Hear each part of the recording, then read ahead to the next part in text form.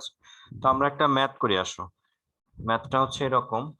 আমাদের সাধারণ তাপস বই যদি থাকে তাহলে প্রথম ম্যাথটা করি। পেজ নাম্বার 68, সেট 1 এর প্রথম ম্যাথটা। কোশ্চেনে বলেছে যে, আমি একটু বইটা একটু হাতে নিয়ে কোশ্চেনটা পড়ি। কোশ্চেনে বলেছে এরকম যে একটি নির্দিষ্ট রোধ থার্মোমিটারে কি দেখাবে? রোধের মান দেখাবে। তো রোধ থার্মোমিটারে বরফ ও স্টিম বিন্দুতে রোধ দেখানো আছে 2 এবং 2.73 ওহম পাওয়া গেল। যে তাপমাত্রায় রোধ 4.83 পাওয়া যায় সেই তাপমাত্রায় মান ক্যালকুলেশন করতে হবে। বরফ বিন্দুতে রোধ পাওয়া গেল 2 ওহম। বরফ বিন্দু মানে এই রোধের মান। আইস বিন্দুতে পাওয়া গেল 2 ওহম এবং স্টিম বিন্দু বা বাষ্পীয় বিন্দুতে রোধের মান পাওয়া গেল কত? 2.73 ওহম। এবং যে কোনো একটা তাপমাত্রায় রোধের মান পাওয়া গেল 4.83 ওহম। আমাদের সেই তাপমাত্রার মানটা আমাদেরকে ক্যালকুলেশন করতে হবে। বোঝা গেছে? এটা আমাদের ক্যালকুলেশন করতে হবে। তো খুবই সহজ একটা ম্যাথ। আমরা শুরু করব অবশ্যই এইভাবে, যে theta minus theta I divided by theta S minus theta I equals to কত লিখবো? R theta minus R I, আর এখানে কি লিখবো? R S minus R I. তো যেহেতু থিটা আই হচ্ছে গিয়ে 0 ডিগ্রি সেলসিয়াস এবং থিটা এস হচ্ছে গিয়ে 100 ডিগ্রি সেলসিয়াস, তাহলে থিটার মান তো আমি জানি না। তাহলে এটা যদি ক্যালকুলেশন করি তাহলে এটা হবে থিটা, এটা হবে কত? 100। বাকিটা আই থিঙ্ক তোমরা পারবা। এটা হচ্ছে 4 কত 83 বিয়োগ আর আই এর মান কত? 2 ওহম। আর এস এর মান কত? 2.73। আর আর আই এর মান কত? 2 ওহম। তাহলে কি তোমরা থিটার মান পাবা না ক্যালকুলেশন করে? কত আসে চেক করে দেখি।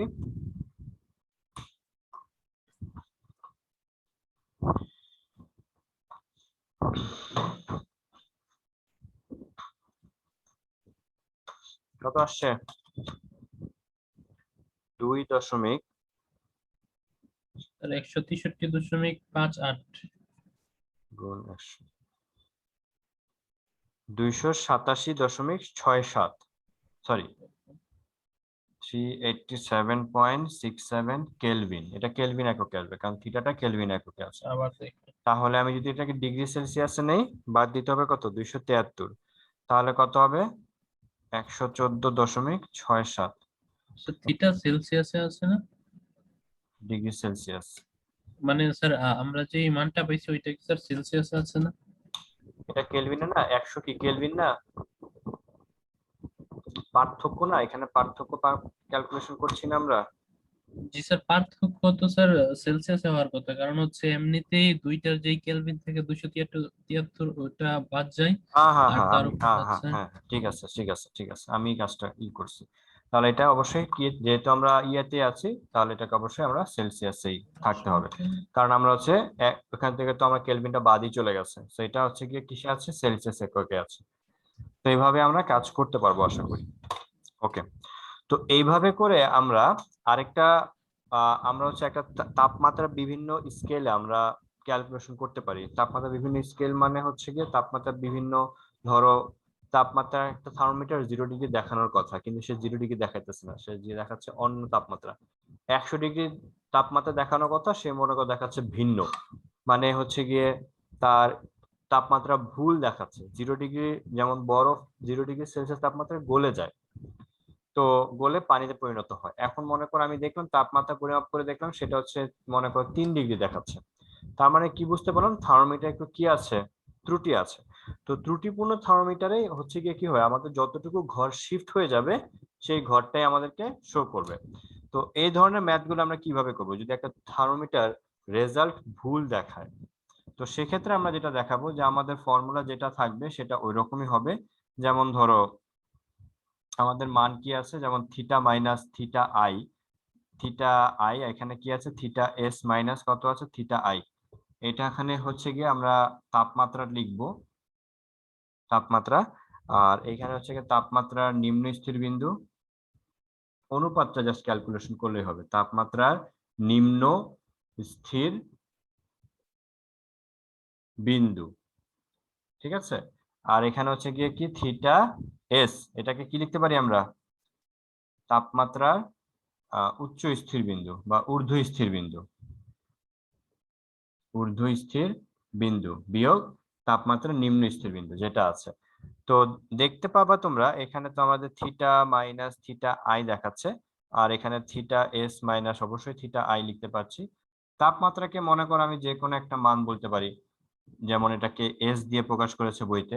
আর যেই তাপমাত্রা বরফ গলতে শুরু করে সেই তাপমাত্রাকে আমরা কি বলি? একটা নির্দিষ্ট নাম আছে, এটাকে কি বলি? গলনাঙ্ক, তাই না? গলনাঙ্ক, সেটাকে আমরা কি দিয়ে প্রকাশ করি? মেল্টিং পয়েন্ট, গলনাঙ্কের ইংরেজি। এটাকে আমরা এম দিয়ে প্রকাশ করব। আরেকটা হচ্ছে গিয়ে কি স্ফুটনাঙ্ক, স্ফুটনাঙ্ককে আমরা কি বলি? স্ফুটনাঙ্ককে আমরা কি বলি? Boiling vaporisation. পয়েন্ট। ঠিক আছে, তো এটাকে আমরা হচ্ছে গিয়ে এফ দিয়ে ভি দিয়ে প্রকাশ করতে পারি। ঠিক আছে, ভি ডিভাইডেড বাই এম, যে তাপমাত্রা ভ্যাপর হওয়া শুরু করে বা স্ফুটনাঙ্ক। তো আমরা হচ্ছে গিয়ে এই ফর্মুলাটাও দিয়ে কাজ করে বিভিন্ন ধরনের ম্যাথ করতে পারি। কিরকম ম্যাথ করতে পারি? একটা ম্যাথ মনে করো আছে যে এরকম আছে, কোশ্চেনটা আমি লিখি বোর্ডে তাহলে তোমরা একটু ক্লিয়ার হবা, বা তোমাদের যদি বই তো আছে তোমাদের সাজান তপন স্যারের বইয়ের, আমি একটা ম্যাথ বলছি। কোশ্চেনটা হচ্ছে গিয়ে এখানে খুঁজতে হবে,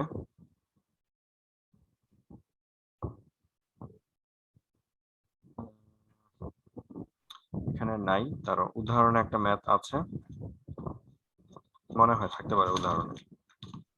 এই ম্যাথটা একটু করার চেষ্টা করি, আসো।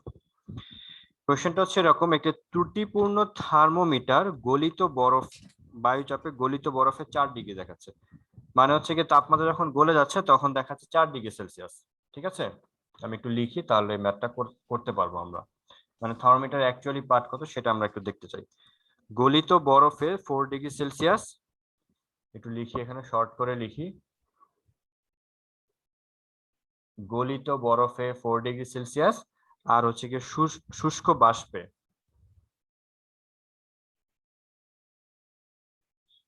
শুষ্ক বাষ্পে দেখাচ্ছে 98 ডিগ্রি সেলসিয়াস। আর থার্মোমিটারের বর্তমান রিডিং, থার্মোমিটারের বর্তমান পাঠ হচ্ছে গিয়ে 51 ডিগ্রি সেলসিয়াস। ঠিক আছে, সঠিক পাঠ কত? সঠিক পাঠ আমাদেরকে বলেছে কোয়েশ্চেন মার্ক। ঘটনাটা কি একটু আর এক্সপ্লেইন করি। বর্তমান পাঠ বলতে কি বুঝেছে, কি হ্যাঁ বোঝানো হয়েছে বর্তমান পাঠে?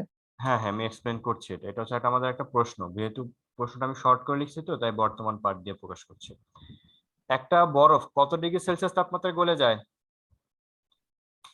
কত sir 0 degree? Degree Celsius. 0 0। Degree. কিন্তু এখানে কত ডিগ্রি সেলসিয়াস তাপমাত্রা পাঠ দেখাচ্ছে? বলতেছে কত 4। ডিগ্রি সেলসিয়াস তাপমাত্রা? 4 ডিগ্রি। আর বাষ্প, একটা শুষ্ক বাষ্প, বাষ্পের তাপমাত্রা কি 100 ডিগ্রি সেলসিয়াস থাকার কথা, কিন্তু সেটা দেখাচ্ছে কত? 98। তাহলে কি থার্মোমিটারটা কি সঠিক নাকি ত্রুটিপূর্ণ? আচ্ছা, ত্রুটিপূর্ণ। ত্রুটিপূর্ণ। তাহলে থার্মোমিটার রিডিং যদি দেখায় মানে এই মুহূর্তে থার্মোমিটার আমি একটা রিডিং নিয়েছি, পাঠ দেখাচ্ছে 51 ডিগ্রি সেলসিয়াস। বর্তমান পাঠটা হচ্ছে এই মুহূর্তে পাঠ দেখাচ্ছে 51 ডিগ্রি সেলসিয়াস। তাহলে নিশ্চয়ই এই 51 ডিগ্রি সেলসিয়াস এটাও কি ভুল দেখাচ্ছে? বুঝতে পারছো? এটাই হচ্ছে কি জি বর্তমান স্যার। পাঠ বলতে আমি সেটাই বোঝাচ্ছি যে বর্তমান এই মুহূর্তে আমি একটা রিডিং নিয়েছি, রিডিংটা আসছে 51 ডিগ্রি সেলসিয়াস। তো সঠিক পাঠ এটা কত, এটা আমাদেরকে ক্যালকুলেশন করে ফেলতে হবে। আমরা ঠিক এই অনুপাতটা নিয়ে ক্যালকুলেশন করব। ঠিক আছে, এটা নিয়ে কাজ করব।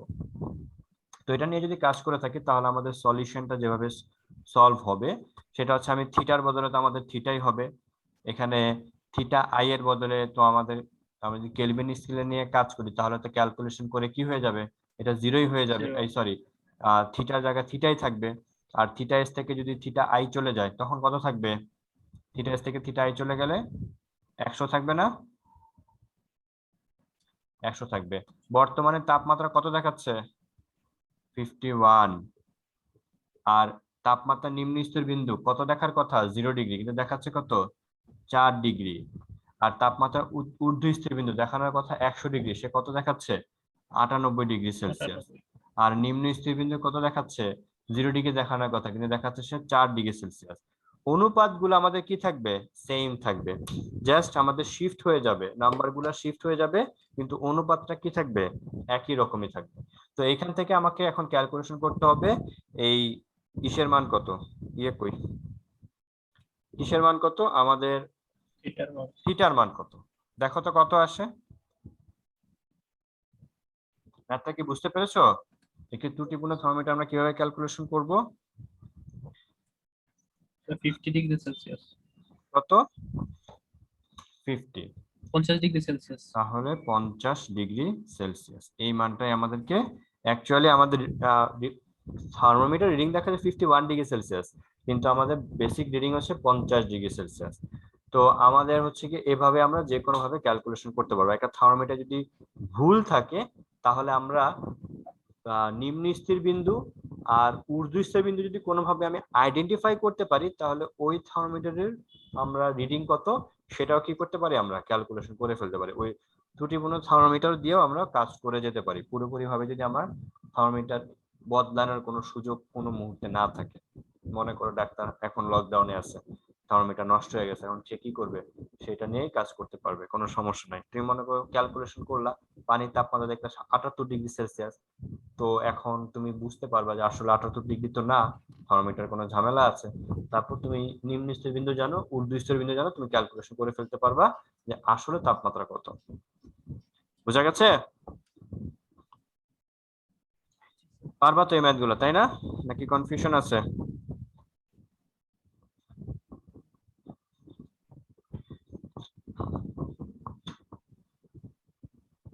স্যার একটা কোয়েশ্চেন ছিল।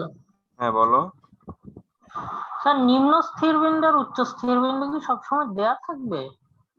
নিম্ন স্তর বিন্দু কোনটা? এই যে ত্রুটিপূর্ণ থার্মোমিটারের হ্যাঁ, ক্ষেত্রে ত্রুটিপূর্ণ থার্মোমিটারে দেয়া থাকবে নিম্ন স্তর বিন্দু। কারণ দেয়া না থাকলে আমি মার্কিং করব কিভাবে? আমি জানবো কিভাবে কতটা ত্রুটি আছে? বুঝতে পারছো? জি স্যার। ঠিক আছে, এখন তুমি মনে করো বাজার থেকে একটা কিছু কিনেছো, এটা একটু ওজন তোমার মনে হচ্ছে একটু ওজনে একটু গাফিলতি আছে। তোমার বাসায় যদি কোনো ওজন মাপার মেশিন এনে থাকে তাহলে তুমি, বা তোমার বাসার মেশিনে যদি মনে করো একটা ঝামেলা আছে, মনে করো বাসায় একটা ওজন মাপার মেশিন তোমার বাসায় আছে, এটাতে একটু ঝামেলা আছে, তুমি মনে করো যে বাসার মেশিনটাতে কোনো প্রবলেম আছে, তুমি তাহলে কি করবা?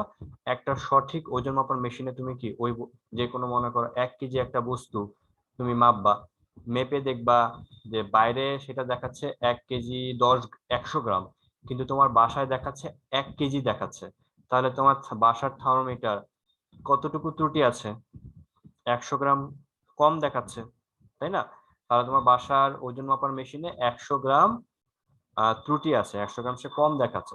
তার মানে তুমি যেটাই মাপবা এরপর থেকে তুমি কি করে নিবা? যেটাই আসবে তার সাথে কি 100 যোগ করে নিয়ে কাজ করবা, তাই না? ওই রকমই যে আমাদের অ্যাকচুয়াল রিডিং কতটুকু ত্রুটি আছে, ত্রুটিটা তো আমার যদি দেওয়া না থাকে তাহলে আমি তো কাজ করতে পারবো না। বোঝা গেছে? ওকে, জি স্যার। আমরা কিছু ম্যাথ করতে চাই, কিছু ম্যাথ করব। তার জন্য আসলে তার একটু খুঁজি আমরা ম্যাথ, নাকি তাপগতিবিদ্যার দ্বিতীয় সূত্র শুরু করে দিব?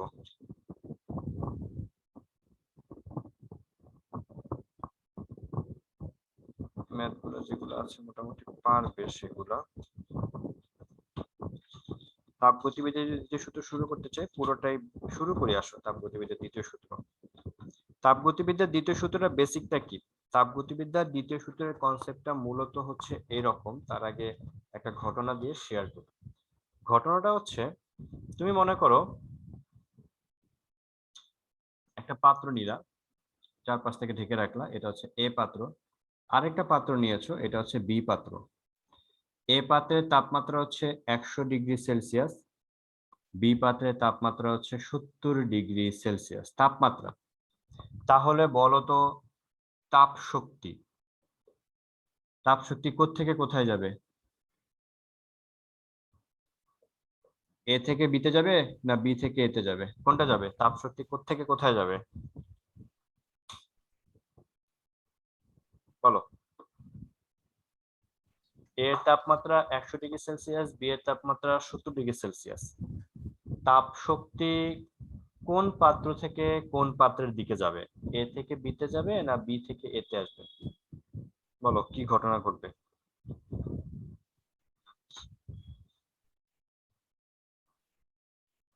কি কেউ বলতে পারবে না? নাকি আমি কথা শুনতে পাও নাই?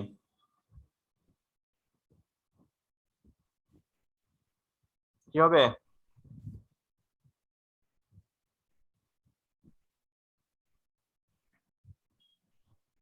শুনতে পাচ্ছ না তোমরা? জি স্যার, শুনতে পাচ্ছি। তাহলে এটা কি হবে? এ আর বি দুইটা কন্টাক্ট আছে, কন্টাক্ট যদি থাকে তাহলে তাপ শক্তি কোত্থেকে কোথায় যাবে?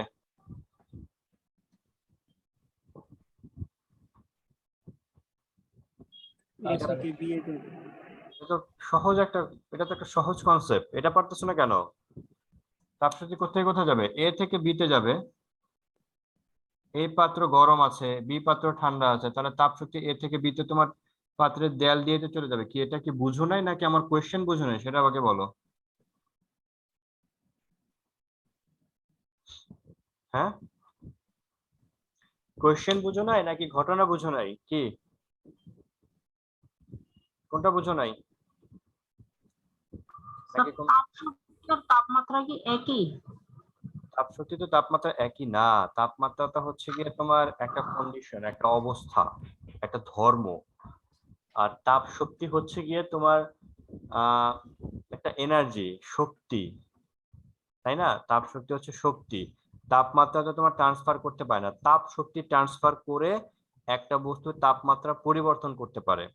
ওকে, তোমার মনে করো বাম হাতটা একটু ঠান্ডা আছে, ডান হাতটা একটু গরম আছে, তুমি যদি ডান হাতের সাথে বাম হাত অ্যাটাচ করে দাও বা কানেক্ট করো, তাহলে কি হবে? ডান ডান হাত থেকে তাপমাত্রা তোমার কি হবে? তাপ শক্তি বাম হাতে গিয়ে কতক্ষণ পর্যন্ত ট্রান্সফার হবে? ততক্ষণ পর্যন্ত দুই হাতের তাপমাত্রা যখন সমান না হয় ততক্ষণ পর্যন্ত ডান হাত থেকে তাপ বাম হাতের দিকে ট্রান্সফার হতে থাকে। এখানে তাপ ট্রান্সফার হতে থাকে। আর তাপ ট্রান্সফার হলে আমরা কিভাবে বুঝবো? তাপমাত্রা দেখে আমরা বুঝতে পারবো যে তাপ শক্তি কোত্থেকে কোথায় গেছে। তো তাপ শক্তি হচ্ছে উচ্চ তাপমাত্রার বস্তু থেকে নিম্ন তাপমাত্রার বস্তুতে কি হবে? ট্রান্সফার হবে বা সঞ্চারিত হবে। কতক্ষণ পর্যন্ত? যতক্ষণ না পর্যন্ত এ বস্তুর তাপমাত্রা আর বি বস্তুর তাপমাত্রা কি না হবে? সমান না হবে। ওকে, আচ্ছা, এখন এটা কি কখনো ঘটা সম্ভব যে একটা ঠান্ডা বস্তু থেকে তাপ গরম বস্তুতে চলে যাবে? কখনো কি এরকম দেখছো যে তুমি মনে করো নর্মাল তোমার এই মুহূর্তে ওয়েদার যে ঢাকার যে ওয়েদার আছে বা বাংলাদেশের যে ওয়েদার আছে, এই ওয়েদারে তোমার হাতে তোমার কিছু পানি আছে একটা গ্লাসে, তোমার কি কখনো এরকম হবে যে একটা বরফ তুমি পানিতে দিয়েছো, বরফটা না গলে বরফটা আরো ঠান্ডা হয়ে যাচ্ছে? এরকম কি কখনো হবে? না স্যার। এরকম কখনো হবে না। কিন্তু তুমি যে পানিটাকে ডিপ ফ্রিজে রাখো তখন কি হবে? এক গ্লাস, ছোট একটা গ্লাসে পানি যদি স্টিলের গ্লাসে যদি ডিপ ফ্রিজে রাখো বরফ তাহলে হয়ে সেটা কি যাবে। হবে? সেটা বরফ হয়ে গেল। ফ্রিজে না রাখলে তুমি যদি বাতাসেই রাখো, তুমি যদি খাবার টেবিলেই রাখো এক গ্লাস পানি, এটা কি কখনো বরফ হওয়ার সম্ভাবনা আছে? নর্মাল ঢাকার টেম্পারেচারে বা বাংলাদেশের নর্মাল টেম্পারেচারে বরফ হওয়ার কিন্তু না চান্স স্যার। কেন নাই? কেন কেন এরকম হয় না? কারণ কখনো এরকম হবে না যে পানি বা একটা বস্তু অটোমেটিক্যালি তাপমাত্রা নিম্ন তাপমাত্রার বস্তু থেকে উচ্চ তাপমাত্রার বস্তুতে তাপমাত্রা কি করতে পারবে? ট্রান্সফার করতে পারে। এটা কখনো হবে যে মনে করো এখানে একটা আছে নিম্ন তাপমাত্রার বস্তু, নিম্ন তাপমাত্রা একটা বস্তু আছে, আর এখানে আছে গিয়ে উচ্চ তাপমাত্রার একটা বস্তু আছে, কখনো এরকম হবে যে নিম্ন তাপমাত্রা থেকে উচ্চ তাপমাত্রা থেকে তাপ শক্তি সরবরাহ হবে, মানে সরবরাহ করে উচ্চ তাপমাত্রাকে আরো গরম করে দিবে? এটা কি অটোমেটিক্যালি হয় কিনা? হয় যে একটা বস্তু ঠান্ডা আছে একটা বস্তু গরম আছে, দুইটাকে একসাথে কানেক্ট কানেক্ট করে দিলাম, এটা কি কখনো ঘটবে যে গরম বস্তুটা আরো গরম হয়ে গেল, ঠান্ডা বস্তুটা আরো ঠান্ডা হয়ে গেল? এটা কি সম্ভব? এটা কি না হয় স্যার। কিনা? হয় না না। স্যার। কি ঘটনা ঘটে? যে যেটা গরম আছে সেটা ঠান্ডা হইতে শুরু করে, আর যেটা ঠান্ডা আছে সেটা কি গরম হতে শুরু করে। কতক্ষণ পর্যন্ত ঘটবে? যতক্ষণ না পর্যন্ত এই উচ্চ তাপমাত্রা নিম্ন তাপমাত্রা কি হয়? সমান তাপমাত্রার অবস্থা না আসে। ঠিক আছে, সমান তাপমাত্রায় না আসে। তো এইটা হচ্ছে গিয়ে তাপগতিবিদ্যার আর দ্বিতীয় সূত্রটা মূলত এই কনসেপ্টটাকে তারা কাজে লাগাতে চায়, যে তাহলে এই যে নিম্ন তাপমাত্রা থেকে একটা বস্তু উচ্চ তাপমাত্রা থেকে যে তাপমাত্রা দিয়ে দিচ্ছে বা তাপ শক্তি দিতে পারে না, এই দেওয়ার জন্য কি হয়? আমাদের কোনো ডেফিনেটলি কোনো একটা মেকানিজম লাগবে, কোনো একটা যন্ত্র লাগবে। সেই যন্ত্রটা কি? সেই যন্ত্রটা হচ্ছে গিয়ে কি ফ্রিজ বা রেফ্রিজারেটর। তুমি যখন রেফ্রিজারেটর 1 গ্লাস পানি রাখবা বা 1 বোতল পানি রাখবা, তখন কি করবে, ওই 1 বোতল পানি কি করবে, তাপ শক্তি রেফ্রিজারেটরের মধ্যে সে সরবরাহ করে দিবে। রেফ্রিজারেটরের মধ্যে তো সরবরাহ অটোমেটিক করবে না, রেফ্রিজারেটর কোন একটা প্রসেসের মাধ্যমে পানির ভেতরে যে তাপ আছে সেটাকে সে নিয়ে নিবে। তাহলে ওই পানির বোতলে পানি কি হয়ে যাবে, ঠান্ডা হতে হতে একসময় জমে বরফ হয়ে যাবে। তাহলে ডেফিনেটলি এখানে কি কোনো কি অটোমেটিক হইলো না কোনো একটা যন্ত্রের সাহায্য লাগলো? বলো, যন্ত্রের সাহায্য লাগলো। একটা যন্ত্রের সাহায্য লেগেছে। এই যন্ত্রটা, এই তাপগতিবিদ্যার দ্বিতীয় সূত্র মূলত এইটুকুই, এটা নিয়ে কাজ করেছে যে কিভাবে যে আমরা নিম্ন তাপমাত্রার একটা বস্তু থেকে তাপ শক্তি উচ্চ তাপমাত্রার একটা বস্তুতে সহায়তা করতে পারে, ট্রান্সফার করতে পারবো, সরবরাহ করতে পারবো উইথ আ মানে মেশিন। তো তাপগতিবিদ্যার দ্বিতীয় সূত্র মূলত আমাদের এই কাজগুলো করা হয়েছে। যে কি কাজ করা হয়েছে, যে নিম্ন তাপমাত্রার বস্তু থেকে উচ্চ তাপমাত্রার বস্তুতে তাপ শক্তি সরবরাহ অবিরামভাবে ঘটবে না। এই নিম্ন তাপমাত্রার বস্তু থেকে উচ্চ তাপমাত্রার বস্তুতে তাপ শক্তি সরবরাহ করার জন্য অবশ্যই আমাদের কি দরকার, একটা যন্ত্রের দরকার হয়। এই যন্ত্রটার নাম দিয়েছেন বিজ্ঞানীরা হিট ইঞ্জিন বা তাপ ইঞ্জিন। ঠিক আছে? এবং তাপ ইঞ্জিন যখন আবিষ্কার ইনভেন্ট করা হয়েছে, বা আরো তারা কথা বলেছেন, ওনারা আরো বলেছেন এরকম যে তাপ শক্তি দিয়ে আমাদের মনে করো এই তাপ গতিবিদ্যার দ্বিতীয় সূত্র আরো বিভিন্ন কাজে ব্যবহার করা হয়।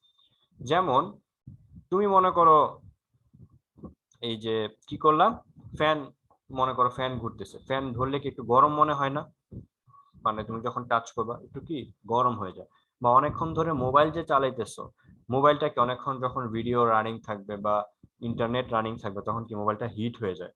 এই মোবাইলটা কোত্থেকে হিট হয়ে গেল, কোত্থেকে এনার্জি পেলো, হিটটা একটা তাপ শক্তি, সে কোত্থেকে পেলো হিট এনার্জি, ইলেকট্রিক এনার্জিকে কাজে লাগিয়ে সে কিন্তু হিট এনার্জি ইনভেন্ট করলো বা হিট এনার্জি প্রডিউস করলো। তাহলে এমন কি কখনো সম্ভব যে হিট এনার্জিকে আমি কোনোভাবে অন্য এনার্জিতে কনভার্ট করতে পারি?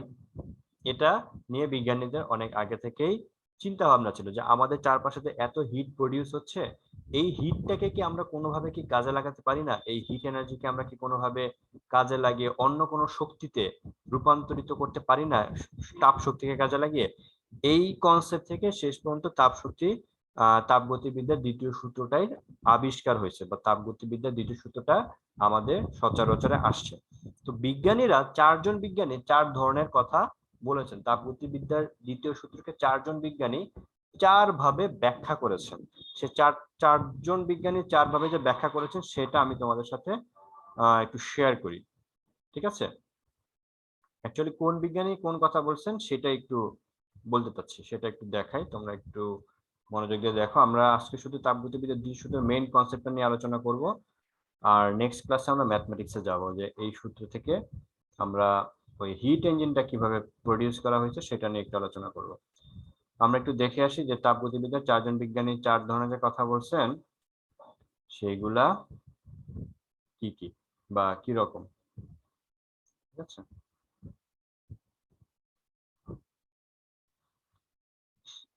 আমাদের সামনে একটা ফাইল ওপেন হবে, একটু ওয়েট করো। ছবি একটা, বেসিক্যালি একটা ছবি ওপেন হবে।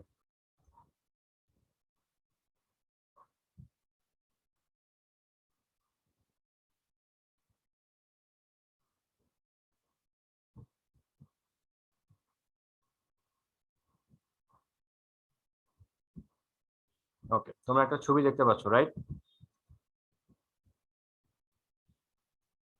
একটা বইয়ের পেজ, তাই তো? দেখো, তাপগতিবিদ্যার দ্বিতীয় সূত্রকে বিভিন্ন বিজ্ঞানী বিভিন্নভাবে এক্সপ্লেন করেছেন। প্রথমে কার্নো কি বলেছেন দেখো, একটি নির্দিষ্ট পরিমাণ তাপ শক্তিকে সম্পূর্ণরূপে যান্ত্রিক শক্তিতে রূপান্তরে সক্ষম এমন যন্ত্র নির্মাণ সম্ভব নয়। বুঝছো ওনার টার্গেটটা কি? তাপ শক্তিকে অন্য শক্তিতে রূপান্তরিত করবেন কি দিয়ে? একটা যন্ত্র দিয়ে। কিন্তু পুরো 100% তাপ শক্তি দিয়ে একটা যান্ত্রিক শক্তিতে রূপান্তরিত করতে পারবে উনি বলেছেন এরকম কোনো যন্ত্র নির্মাণ সম্ভব নয়। বেসিক কনসেপ্ট হচ্ছে তাপ হিট এনার্জিকে আমরা অন্য কোনো এনার্জিতে কনভার্ট করব। প্লাঙ্ক কি বলছেন? এমন কোনো ইঞ্জিন তৈরি করা সম্ভব নয় যেটা কোনো বস্তু থেকে তাপ গ্রহণ করে।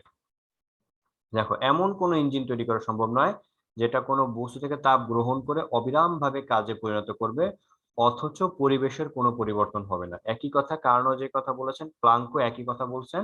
প্লাঙ্ক একটু ডিটেইলড ভাবে বলেছেন। উনি বলেছেন যে হিট এনার্জি দিয়ে আমি অন্য কোনো এনার্জি পাবো, কিন্তু পরিবেশের কোনো চেঞ্জ হবে না, এরকম ঘটনা বা এরকম কোনো ইঞ্জিন তৈরি করা সম্ভব নয়। ক্লসিয়াস কি বলেছেন, যে বাইরের শক্তির সাহায্য ছাড়া কোনো স্বয়ংক্রিয় যন্ত্রের পক্ষে নিম্ন উষ্ণতার বস্তু হতে উচ্চ উষ্ণতার বস্তুতে তাপের স্থানান্তর করা সম্ভব নয়। যে কথাটা আমি একটু আগে বললাম, যে এক গ্লাস পানি যদি আমি রেখে দিই, অটোমেটিক্যালি এটা ঠান্ডা হয়ে বরফ হয়ে যাবে না, এটার জন্য আমাদের কোনো একটা যন্ত্রের প্রয়োজন, এটা স্বয়ংক্রিয় যন্ত্রের পক্ষে। ঠিক আছে, বাইরের সাহায্য ছাড়া, বাইরের কোনো শক্তির সাহায্য ছাড়া। বাইরের কোনো শক্তির সাহায্য মানে কি, এখানে ইলেকট্রিক এনার্জি আমাদের দরকার হবে। কেলভিন কি বলেছেন, কোন বস্তুকে এর পারিপার্শ্বের শীতলতম অংশ হতে অধিকতর শীতল করে শক্তির অবিরাম সরবরাহ পাওয়া সম্ভব না। মানে প্রতিটা বিজ্ঞানীর একই কথা ছিল যে আমরা হিট এনার্জি থেকে অন্য এনার্জি পাবো, এটা অবিরাম ভাবে ঘটবে না, এটার জন্য আমাদের ইঞ্জিন দরকার হবে, এবং এমন কোন ইঞ্জিন তৈরি করা সম্ভব নয় যেটা 100% ভাবে কাজ করতে পারবে, অথবা শক্তির কোনো ক্ষতি হবে না, বা শক্তির কোনো বিনাশ হবে না, বা পরিবেশের কোনো চেঞ্জ হবে না। এই চারটা ডেফিনেশন হচ্ছে গিয়ে, বা চারজন বিজ্ঞানী চার ধরনের কথা বলেছেন তাপগতিবিদ্যার দ্বিতীয় সূত্র নিয়ে। পরীক্ষাতে যদি আসে যে তাপগতিবিদ্যার দ্বিতীয় সূত্রটি লিখো, তখন হচ্ছে গিয়ে যে কোনো একজনটা লিখবা, কোনো সমস্যা নাই। ঠিক আছে, যে কোনো একজনটা লিখলেই হবে। তবে যেহেতু এখানে কনফিউশন আছে যে আমি কারটা লিখবো বা কার কথাটা বেশি গ্রহণযোগ্য, সবার কথা এখানে গ্রহণযোগ্য, কারো কথা এখানে ভুল নাই। ঠিক আছে, এই কারণে তাপগতিবিদ্যার দ্বিতীয় সূত্রের সংজ্ঞা পরীক্ষাতে খুব একটা আসে না, যেহেতু তোমার চার ধরনের বিজ্ঞানী, মানে চারজন বিজ্ঞানী চার ধরনের কথা বলেছে, বাট সবার কথার মূল উদ্দেশ্য ছিল একই রকম। তো আমরা হচ্ছে গিয়ে নেক্সট ক্লাসে যেটা পড়বো, ওই যে ইঞ্জিনের কথা বলেছে, যে এমন কোন একটা ইঞ্জিন লাগবে যে ইঞ্জিন হচ্ছে নিম্ন শীতল বা নিম্ন উষ্ণতার বস্তু থেকে তাপ নিয়ে উচ্চ উচ্চতার বস্তুতে তাপ শক্তি সরবরাহ করবে। আমরা এরকমই একটা যন্ত্র দেখতে চাই, অথবা আমরা হিট এনার্জিকে কাজে লাগিয়ে অন্য কোনো এনার্জি পাবো কিনা বা পাওয়া যায় কিনা, এই রকম একটা ইঞ্জিন আমরা নেক্সট ক্লাসে পড়বো। যে আমাদের চারপাশে যে হিট এনার্জি প্রডিউস হচ্ছে, বা এনি হাউ, বা চারপাশে না হোক, আমরা হিট এনার্জি বা আগুন তাপ শক্তিকে কাজে লাগিয়ে অন্য কোনো একটা শক্তি পাবো কিনা, এটা হচ্ছে কি আমাদের মেইন টার্গেট। নেক্সট ক্লাসে আমরা সেটা ইনশাআল্লাহ দেখবো। বুঝা গেছে? এখন বলো, যতটুকু আমরা মোটামুটি ডিসকাস করলাম, কোনো কনফিউশন থাকলে বলো, বা কারো কোনো কোয়েশ্চেন থাকলে বলো আজকের ক্লাসের উপর।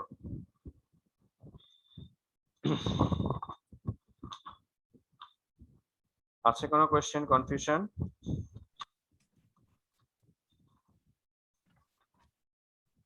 স্যার আমরা যে একটা ম্যাথস করলাম একটু আগে, কোনটা?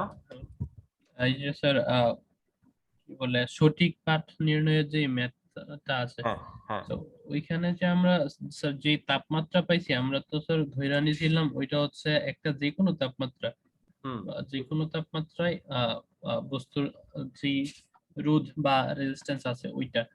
কিন্তু স্যার এখানে আমরা বাকি যেই তাপমাত্রা গুলা পাইছি, যে ভুল গুলা দেওয়া আছে, শুষ্ক বাষ্পে 98°C আর বরফে 4°C। তো স্যার আমরা ওইটা থেকে এটা কিভাবে পেলাম, মানে আমরা কিভাবে বুঝবো যে স্যার এই থিটার মান যেটা পাইছি মানে 50°C সঠিক পাঠ, ওইটা স্যার কিভাবে বুঝবো? আচ্ছা, সেটা কারণ স্যার এখানে দেওয়া আছে বর্তমান পাঠ 51, তো এই পাঠ 51 তো হচ্ছে 4° আর 98 এর হ্যাঁ, যেই সাপেক্ষে আছে ওইটার সাপেক্ষে। তো আচ্ছা আমরা এখানে 4 আর 98 সাপেক্ষে পেয়েছি 50। আচ্ছা স্যার। হ্যাঁ, আচ্ছা বলছি, সেটা হচ্ছে গিয়ে আমাদের যে 0°, ওকে, মানে থিটা আইস ডিগ্রি সেলসিয়াস তাপমাত্রা, আর থিটা নর্মাল তাপমাত্রা, এবং থিটা আইস এবং থিটা স্টিম, স্টিম স্টিম আর হচ্ছে গিয়ে থিটা আইস, এই দুইটার যে অনুপাত, ঠিক আছে, একটা মনে করো ত্রুটিপূর্ণ তাপ থার্মোমিটার, ও মনে করো এটা এটা বেসিক্যালি দেখাচ্ছে কত 50, এটা কত 0 হওয়ার কথা, এটা হচ্ছে গিয়ে কত হওয়ার কথা 100, আর এটা হচ্ছে গিয়ে কি 0 হওয়ার কথা। একটা ত্রুটিপূর্ণ থার্মোমিটার সে হচ্ছে গিয়ে 50 কে দেখাচ্ছে 51, থিটাকে 0 কে দেখাচ্ছে 4, 100 কে দেখাচ্ছে 98, আবার 0 কে দেখাচ্ছে কত 4। এই মানগুলো দেখা যাচ্ছে, মানে 50 কে দেখাচ্ছে কেন, 0 কে দেখাচ্ছে 4, 100 কে দেখাচ্ছে 98, 0 কে দেখাচ্ছে 4 ডিগ্রি সেলসিয়াস। ব্যাপারটা হচ্ছে সে কিন্তু থার্মোমিটার কিন্তু কোনো ত্রুটিপূর্ণটা এরকম যে তার একটা নির্দিষ্ট মান তার শিফট হয়ে গেছে। ওকে, তার ভিতরে কোনো ইন্টারনাল চেঞ্জ হয়েছে, কিছু একটা চেঞ্জ হয়েছে, যার কারণে ও বিভিন্নভাবে বিভিন্ন মানকে বিভিন্ন রকম দেখাচ্ছে। এখন এমন ভাবে দেখাচ্ছে যে যাতে করে তাদের অনুপাত, এইগুলার অনুপাত, মানে এই মানের অনুপাত আর এই মানের অনুপাতটা সবসময় সেম থাকে। ওকে, কারণ সে হচ্ছে গিয়ে শিফট হয়ে গেছে কিছু, তার ব্যাপারটা এমন না যে 0। আর কথা হচ্ছে গিয়ে সেলসিয়াস স্কেলে আমরা তো ব্যাপারটা এরকম না যে আমরা একটা লিনিয়ার ইকুয়েশন পেয়েছি। ওকে, যেমন লিনিয়ার ইকুয়েশন মানে হচ্ছে যে ও 0 কে 4 দেখাবে, তার মানে এমন না যে 100 কে 104 দেখাইতো, 100 কে 104ই দেখাবে। এমন ভাবে সে হচ্ছে গিয়ে তোমার থার্মোমিটার তাপমাত্রা শো করবে যাতে করে তার অনুপাত, যে নিম্ন স্থিরবিন্দু আর ঊর্ধ্ব স্থিরবিন্দু এবং হচ্ছে গিয়ে তোমার যে কোনো থার্মোমিটারের পার্ট রিডিংটা আছে তাদের অনুপাতটা হচ্ছে গিয়ে সেম থাকে। ওকে, অনুপাতটা সেম থাকার কারণে আমরা এখানে লিখতে পারছি এইটা সমান সমান, আমরা সমান সমান দিয়ে এটাকে এইভাবে লিখতে পারছি। কেন এরকম লিখতে পারছি, কারণ দেখা যায় 0 ডিগ্রি সেলসিয়াস তাপমাত্রায় একটা তারের রোধ, হাফ আছে, একটা তারের রোধ যেরকম দেখাচ্ছে 4 ডিগ্রি সেলসিয়াস তাপমাত্রায়, ত্রুটিপূর্ণ থার্মোমিটারে 4 ডিগ্রি সেলসিয়াস তাপমাত্রায় ওই তারের রোধ একই রকম দেখায়। আবার আমরা দেখলাম 100 ডিগ্রি সেলসিয়াস তাপমাত্রায় একটা তারের রোধ যেরকম দেখায়, একটা ত্রুটিপূর্ণ থার্মোমিটারে 98 ডিগ্রি সেলসিয়াস তাপমাত্রায় ওই তারের রোধ একই রকম দেখায়। Even 51 degree Celsius 50 degree Celsius তাপমাত্রায় একটা তারের রোধ যেরকম দেখায়, এটা 51 ডিগ্রি সেলসিয়াস তাপমাত্রা ওই তারের রোধ একই রকমই দেখায়। তো এই কনসেপ্ট থেকে আমরা বলতে পারি যে এদের অনুপাত আর এদের অনুপাত হচ্ছে গিয়ে সমান, এবং সমান বলেই আমরা শেষ পর্যন্ত বুঝতে পেরেছি যে 51 যে মানটা দেখাচ্ছে এটা আসলে অ্যাকচুয়ালি 51 না, এটা হচ্ছে গিয়ে 50। বুঝতে পেরেছো? কিন্তু স্যার আমার কনফিউশনটা ওই জায়গায় ছিল যে আমরা যেই মানটা পাইছি 50 ডিগ্রি সেলসিয়াস, ওইটা তো ভুল মান থেকে পাইছি। ওইটা হচ্ছে গিয়ে আমরা ভুল মান থেকে পাই নাই, ওইটা হচ্ছে গিয়ে আমরা এই যে খেয়াল করে দেখো এদের যে স্যার অনুপাত, অনুপাত সমান টোটাল, জি স্যার, হাফ। এই দুইটার অনুপাত এবং এই দুইটার যে অনুপাত, এটা মানে তাদের বিয়োগফল এবং তাদের বিয়োগফল, এই যেমন এই বিয়োগফলটা তো এই বিয়োগফলের সমানুপাতিক, আবার এই বিয়োগফলটা তো এই বিয়োগফলের সমানুপাতিক। আমাদের এখানে একটা কে নিয়ে আসবো, এখানে একটা কে নিয়ে আসবো, কারণ আমি দেখবো যে একটা ত্রুটিপূর্ণ থার্মোমিটারের যতটুকু রেটে, মানে তাপমাত্রার গ্যাপটা যতটুকু বেড়ে যাচ্ছে, যেই রেটে বেড়ে যাচ্ছে, একটা ভালো থার্মোমিটার যেটা ত্রুটিপূর্ণ নয় সেটার থার্মোমিটার রেটটা কি একই রেটে বেড়ে যায়, এবং এই গ্যাপটাও কি একই রেটে বেড়ে যায়। তখন আমরা কি করব, একইভাবে একটা সমানুপাতিক চিহ্ন নিয়ে একটা কে নিয়ে আসবো। তখন দেখা গেছে এইখানে যে কে এর মান আর এইখানে যে কে এর মান দুইটা সেম চলে আসে বা সেম চলে আসছে, যার কারণে হচ্ছে কি আমরা লিখতে পারি এই অনুপাতটা এবং এই অনুপাতটা পরস্পর সমান ক্যালকুলেশন করে। এই কারণে আমরা যেটা পেয়েছি যে 51 ডিগ্রি যেটা তাপমাত্রা, এটা হচ্ছে ত্রুটিপূর্ণ থার্মোমিটার যে রিডিংটা আমাকে অ্যাকচুয়ালি শো করতেছে। আর আমি কিন্তু তোমাকে শুরুতেই বলেছি এখানে কিন্তু ব্যাপারটা এরকম না যে থিটা ডিগ্রি 4 বেড়ে গেছে, মানে 0 ডিগ্রি 4 হয়ে গেছে, এর মানে এমন না যে 51 ডিগ্রিও 4 বেড়ে যাবে। ওর ইন্টারনাল অনেক প্রবলেম থাকতে পারে, বাট তাদের অনুপাতটা হচ্ছে কি নিয়ে থাকতে পারবো। তবে হ্যাঁ, আমরা যে 51 বদলে 50 পেয়েছি, এটাও যে 100% ট্রু বা 100% সঠিক সেটা আমরা গ্যারান্টি দিয়ে বলতে পারবো না। তবে আমরা বলতে পারি যে 50 যেটা আছে সেটা হচ্ছে তার কাছাকাছি, মানে এটা হচ্ছে এক্স্যাক্টলি পারফেক্ট ভ্যালুর অলমোস্ট কাছাকাছি আছে, কারণ তাদের অনুপাতটা নিয়ে আমরা কাজ করে শেষ পর্যন্ত এটা পেয়েছি। বুঝতে পেরেছো? জি স্যার। এভাবে আমরা কাজ করতে পারি। ওকে, তো যতটুকু আজকে মোটামুটি ক্লাসে দেখলাম এগুলা নিয়ে তোমরা হচ্ছে যে দেখবা সাধারণ তপন স্যারের বইতে কিছু ম্যাথ আছে, আমি সেগুলো তোমাদেরকে একটু বলি, এগুলো একটু করবা। এগুলা বেসিক্যালি তোমার এমসিকিউ তে আসে, 1 থেকে নিয়ে 8, 1 থেকে নিয়ে 8 পর্যন্ত করবা। আর তাপগতিবিদ্যার আর শূন্যতম সূত্র আর হচ্ছে গিয়ে প্রথম সূত্র নিয়ে আর কোনো খুব একটা ম্যাথ বইতে সৃজনশীল নাই। বেসিক সব ম্যাক্সিমাম হচ্ছে গিয়ে তাপগতিবিদ্যার দ্বিতীয় সূত্র থেকে আসে। আর একটা কথা, যেটা তাপগতিবিদ্যার দ্বিতীয় সূত্র, এই সূত্রের জন্য তোমার সূত্র থেকে যে ম্যাথমেটিক্সটা আসছে এটা খুবই ছোট একটা ম্যাথ, খুবই ছোট, একটাই ম্যাথ, একটাই ইকুয়েশন। এটা খুবই ছোট একটা ইকুয়েশন, বাট এটার কনসেপ্টটা হচ্ছে গিয়ে তাপ ইঞ্জিন যে যন্ত্রটা, এটা একটু কনসেপ্টটা একটু মনোযোগ দিয়ে শুনতে হবে, কারণ পুরোটাই হচ্ছে গিয়ে ব্যাখ্যামূলক। ঠিক আছে, ম্যাথমেটিক্সটা খুবই সামান্য আছে, আর যতটুকু আছে পুরোটাই একটা গ্রাফের মধ্যে দিয়ে আলোচনা করা হয়। আর লাস্টে গিয়ে আমরা একটা ছোট একটা ম্যাথমেটিক্স আছে, আর পুরোটাই হচ্ছে কি ব্যাখ্যামূলক। তো এটা ধৈর্য ধরে খুব মনোযোগ দিয়ে শুনতে হবে, বেসিক জিনিসটা বুঝতে হবে। তুমি যখন বেসিক জিনিসটা বুঝে যাবা তখন দেখবা এটার ভিতরে একটা সুন্দর ম্যাজিক আছে, এবং সেটা মনোযোগ দিয়ে ম্যাজিকটা ধরতে পারলে তোমার দেখবা মজা পাবা। ঠিক আছে, এই কারণে তাপ ইঞ্জিনটা দেখা যায় ক্লাসে পড়ানোর সময় অনেক হচ্ছে ধৈর্য ধরা হয়ে গিয়ে সেটা হচ্ছে গিয়ে স্কিপ করে ফেলে, যে হ্যাঁ এটা তো পরীক্ষাতে আসবে না, সূত্র পড়ে লাভ নেই, সূত্র পড়ে আমরা কাজ করলেই হবে। ঠিক আছে, কিন্তু একটু মনোযোগ দিয়ে পড়তে হবে। আর হচ্ছে গিয়ে ওই তাপ গতিবিদ্যার দ্বিতীয় সূত্রটা একটু মনোযোগ দিয়ে একটু রিডিং করবা। ঠিক আছে, বেসিক তথ্যটা আসলে কি বলতে চাচ্ছে সেটা একটু জানার চেষ্টা করবা, তাহলে দেখবা তোমার কাছে কনসেপ্ট গুলো অনেক সহজ মনে হবে। ওকে, আর কোনো কোয়েশ্চেন?